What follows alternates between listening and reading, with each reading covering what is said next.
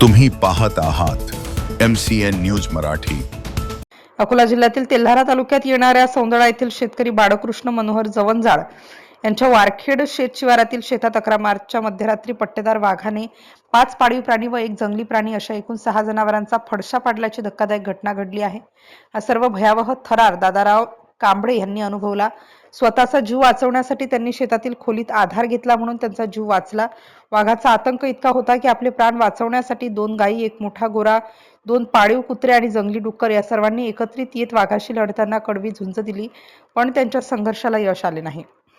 या क्रूर वाघाने सर्व 6 जनावरांचा फडशा पाडला। यापैकी 2 पाळीव कुत्र्यांचे तर अवशेष सुद्धा उरले नाहीत आणि एका मोठ्या गोऱ्याचा 1 पाय आणि शरीराचा अर्धा अवशेष फस्त केलेला आहे। परिसरातील 1000-2000 फूट क्षेत्रात मृत जनावरांचे अवशेष विखुरलेले असल्याची माहिती शेतकऱ्यांनी आणि सौंदळ्याचे पोलीस पाटील राजेंद्र चणेकर यांनी दिली।